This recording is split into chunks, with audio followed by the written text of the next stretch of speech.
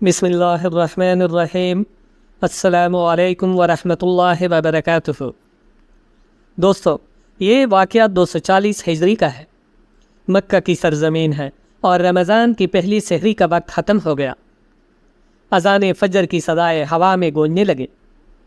اہل مکہ یہ اذان سن کر بیت اللہ کی طرف چل پڑے اور ایک 86 سالہ بزرگ ابو غیاث کے سوا شاید ہی کوئی نمازی ہو جو گھر میں بیٹھا رہ گیا ہو۔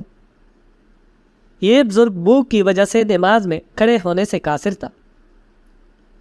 اس بیچارے نے کچھ کھائے پیے بغیر روزہ رکھ لیا تھا۔ اس کی گزشتہ رات بھی فاقہ سے گزری اور دن بھی بھوک و پیاس میں گزرا تھا۔ گھر میں ہی نماز ادا کرنے کے بعد ایک کونے میں شکستہ دل اور غمگین ہو کر بیٹھ گیا۔ اسے بذات خود اس فاقہ کشی کا اتنا دکھ نہ تھا، بلکہ ان بھوکی اور کمزور 4 بیٹیوں، 2 بہنوں، ایک بوڑھی ساس اور مسکین بیوی کا غم تھا، جن کا یہ واحد کفیل اور ذمہ دار تھا۔ یہ بوڑھا ایک مثالی مومن تھا اور اس بات پر پختہ یقین رکھتا تھا کہ اللہ رب کائنات نے اپنی قدرت کاملہ اور حکمت بالغہ سے رزق تقسیم کر رکھا ہے۔ جو کچھ میرے مقدر میں ہے وہ مل کر ہی رہے گا۔ اس نے ٹھنڈی سانس بھری اور کہا، الحمدللہ۔ اتنے میں ایک لبابہ نامی عورت آئی جس کا تن پیوند لگے ہوئے میلے کچیلے کپڑوں سے ڈھکا ہوا تھا۔ عورت نے کہا، ابو غیاث، آج تیسرا دن ہے، ہم نے کھانا تک نہیں دیکھا اور یہ دن گرمی اور روزے کا ہے۔ تم اور میں تو صبر کر لیں گے، مگر یہ بچیاں اور بوڑھی عورت صبر کرنے سے قاصر ہے۔ انہیں بھوک نے نڈال کر رکھا ہے۔ اللہ کا نام لے کر نکلو، شاید اللہ کچھ درہم یا روٹی کے چند ٹکڑے دے دے جس سے ہم روزہ افطار کر سکے۔ ابو غیاث نے اپنی بیوی لبابہ سے کہا، انشاءاللہ میں ضرور جاؤں گا۔ سورج طلوع ہو کر ذرا بلند ہوا تو بوڑھا بزرگ گھر سے نکلا اور مکی کی گلیوں میں گھومنے پھرنے لگا کہ شاید کہیں سے مزدوری مل جائے۔ مزدوری تلاش کرتے کرتے گرمی شدید تر ہوتی چلی گئی۔ اس کی ٹانگیں جواب دے گئیں۔ پیٹ میں بھوک کی آگ لگی ہوئی تھی۔ یہ مکہ کی نشیبی وادی میں جا کر دیوار سے ٹیک لگا کر بیٹھ گیا۔ اس کی بڑی تمنا یہ تھی کہ اسے ایمان کی حالت میں موت آئے تاکہ وہ اس قید حیات سے رہائی پائے اور ہمیشہ کی زندگانی سے فائدہ اٹھائے۔ وہ انہی سوچوں میں گمسم مٹی کو رید رہا تھا کہ اچانک اس کا ہاتھ ایک نرم و ملائم چیز سے چھو گیا۔ اسے کچھ یوں محسوس ہوا کہ جیسے شام کی دم ہے۔ اس نے تعوذ پڑھا اور ہاتھ کھینچ لیا۔ اس نے دوبارہ غور سے دیکھا تو ایک ریشم کی تیلی تھی جو سونے کے دیناروں سے بری ہوئی تھی۔ تیلی دیکھ کر بھوک اور پیاس ختم ہو گئی اور اعصاب میں نئی قوت پیدا ہو گئی۔ وہ سوچنے لگا کہ میں کتنا خوش نصیب ہوں، یہ مال میں اپنے گھر والوں کے ہاتھوں میں تماؤں گا تو وہ کس قدر خوش ہوں گے۔ ابو غیاث اس وقت حسین اور روشن مستقبل کی امید میں خوشی سے دیوانہ ہو رہا تھا کہ اچانک ایمانی حس بیدار ہوئی۔ خیال آیا کہ یہ مال تیرا نہیں بلکہ گمشدہ ہے۔ یہ اس صورت میں حلال ہوگا جب 1 سال تک اعلان کرنے کے بعد بھی اس کا اصل مالک نہ ملے۔ اس نے سوچا کہ چند 1 دینار نکال لو اور رب کا تحفہ سمجھ کر استعمال کر لو، لیکن پھر یہ خیال پیدا ہوا کہ صبر کر اے بلے آدمی، امانت میں خیانت کا ارتکاب نہ کر۔ قبر کے کنارے بیٹھ کر مالک کی نافرمانی کا سوچتا ہے۔ چنانچہ پھر وہ اصل مالک کے ملنے تک تیلی گھر رکھنے کے لیے چلا گیا۔ چوروں کی طرح گھر میں داخل ہوا تو اس کی بیوی نے دیکھ لیا اور پوچھا، ابو غیاث کیسے آئے ہو اور کیا لائے ہو؟ ابو غیاث نے جواب دیا، کچھ نہیں۔ ابو غیاث تیلی کو اپنی بیوی سے چھپانا چاہتا تھا، جبکہ اس نے آج تک اپنی بیوی سے کوئی خبر نہ چھپائی تھی۔ بیوی نے کہا، واللہ آپ کے پاس ضرور کچھ ہے، لیکن ہے کیا مجھے بھی بتاؤ۔ بوڑھا بزرگ ڈرا کہ لبابہ کہیں کسی وہم میں مبتلا نہ ہو جائے، چنانچہ اس نے سارا قصہ اسے سنا دیا۔ وہ عورت دیندار ضرور تھی لیکن ابو غیاث کی طرح صبر اور حوصلے والی نہ تھی۔ کہنے لگی، جاؤ اور کچھ خرید لاؤ کیونکہ ہم لاچار ہیں اور لاچار مسلمان پر مردار بھی حلال ہے۔ ابو غیاث نے کہا، نہیں، ہرگز نہیں۔ اگر تو نے ایسے ہاتھ لگایا یا کسی کو خبر دی تو تجھے طلاق ہے۔ لبابہ خون کے گھونٹ پی کر خاموش ہو گئی۔ ابو غیاث اصل مالک کی تلاش میں گھر سے نکل پڑا تاکہ اصل مالک سے مل کر حلال طریقے سے کوئی درہم حاصل کر سکے۔ وہ حرم کی طرف چل دیا۔ حرم میں ایک خراسانی جوان کو یہ اعلان کرتے ہوئے سنا کہ حاجیوں کی جماعت، میری 1000 دینار کی بری ہوئی تیلی کہیں گم ہو گئی ہے، جو کوئی اسے واپس کرے اللہ اسے دگنا ثواب دے گا۔ جب وہ خراسانی اعلان کر چکا تو وہ بوڑھا ابو غیاث اٹھا اور کہنے لگا، اے نوجوان، ہمارا ملک پسماندہ ہے، حالات ابتر ہیں، شاید آپ کی تیلی کسی خوف خدا رکھنے والے انسان کو مل گئی ہو، آپ اس کے لیے انعام کا اعلان کر دیں جسے لے کر وہ باقی دینار واپس کر دے گا۔ خراسانی نوجوان نے پوچھا، بتاؤ میں کتنا انعام رکھوں؟ تو ابو غیاث نے کہا کہ 100 دینار یعنی 10واں حصہ۔ تو نوجوان کہنے لگا، نہ بھائی نہ، ایسا نہیں ہو سکتا، میں معاملہ اللہ پر چھوڑتا ہوں۔ ان کی یہ گفتگو ایک تیسرا شخص ابو جعفر تبری بھی سن رہا تھا۔ تبری نے اندازہ لگایا کہ وہ تیلی ضرور اسی بزرگ کو ملی ہوگی۔ ابو غیاث گھر کی طرف چل پڑا اور تبری اس کے پیچھے پیچھے چلنے لگا۔ گھر پہنچ کر لبابہ سے کہنے لگا، میں نے ایک شخص کو اس تیلی کی تلاش میں پھرتے ہوئے دیکھا ہے، میں نے اسے یہ بھی کہا کہ تو اس کے واپس کرنے والے کے لیے 100 دینار کا اعلان کر، لیکن وہ نہیں مانتا۔ اب ہمیں کیا کرنا چاہیے؟ میرا ارادہ تو تیلی واپس کرنے کا ہے۔ لبابہ نے کہا، ابو غیاث، ہمیں تیرے ساتھ 50 سال فکر و فاقہ میں گزارنے پڑے ہیں۔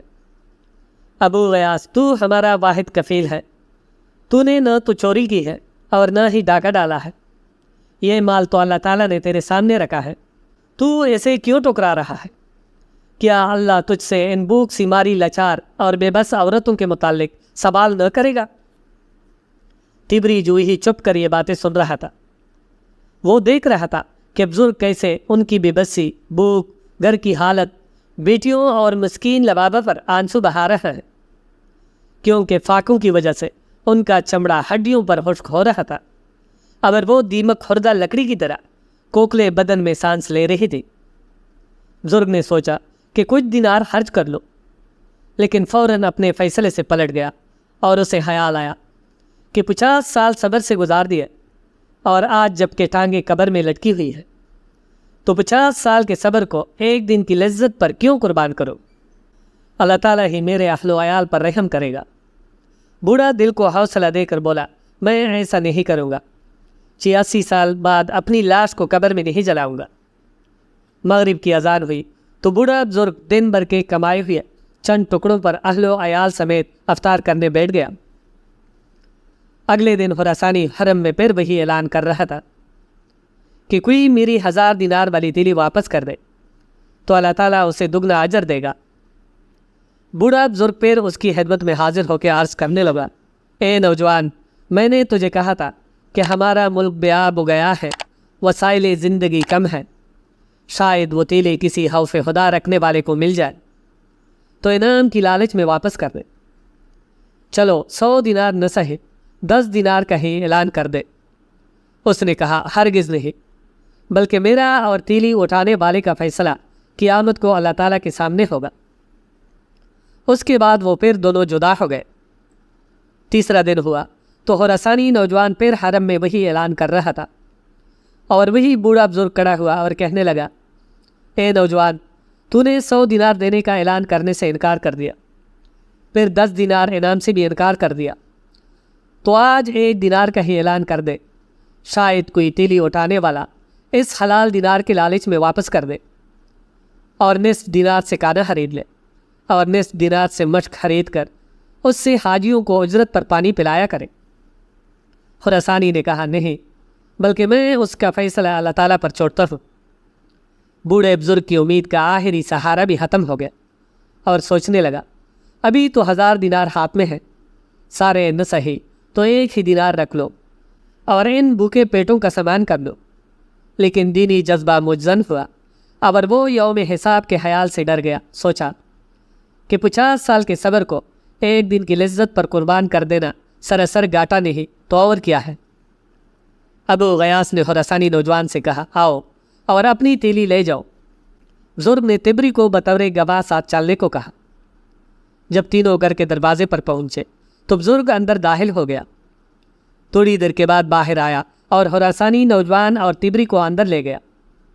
بزرگ نے اندر جا کر محفوظ جگہ سے تیلی نکالی اور نوجوان سے کہا، کیا یہ تیری ہی تیلی ہے؟ نوجوان نے کہا، ہاں۔ پھر بوڑھے بزرگ نے تیلی کا سرہ کھول کر دینار دامن میں پلٹے اور گنے تو پورے 1000 نکلے۔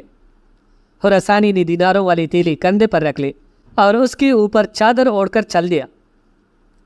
لبابہ نے یہ منظر دیکھا تو یوں چکرائی جیسے عورت کا اکلوتا بیٹا گم ہو گیا ہو۔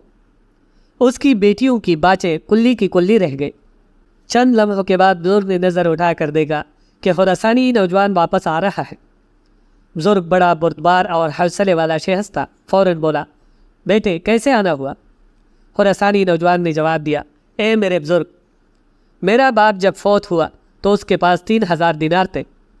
اس نے مجھے وصیت کی کہ میری سواری بیچ کر حج کا حج بنا لینا اور 1000 دینار اس شخص کو دے دینا جو بہت زیادہ غریب ہو۔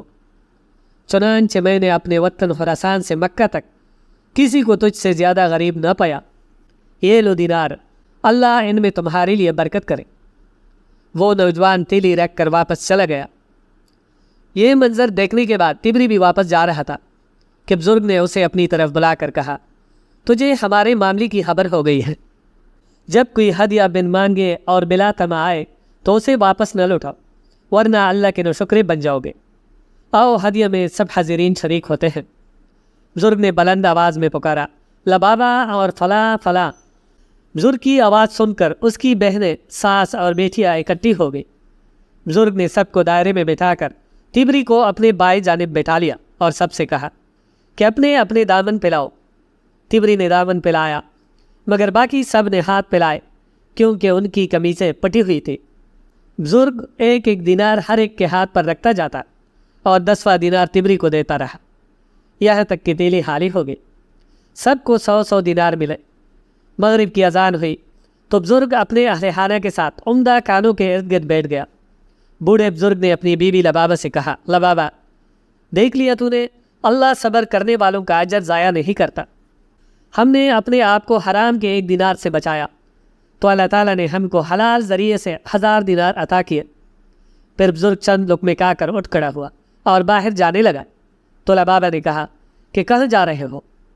تو بزرگ نے فرمایا، میں کسی فقیر روزہ دار کو تلاش کرنے جا رہا ہوں تاکہ اسے اپنے ساتھ کھانے میں شریک کر لوں۔ یہ کہہ کر بزرگ دروازے سے باہر نکل گئے۔ امید ہے آپ کو یہ ویڈیو پسند آئی ہوگی، لہٰذا ویڈیو کو لائک ضرور کیجیے اور چینل کو سبسکرائب کیجیے۔ جزاک اللہ۔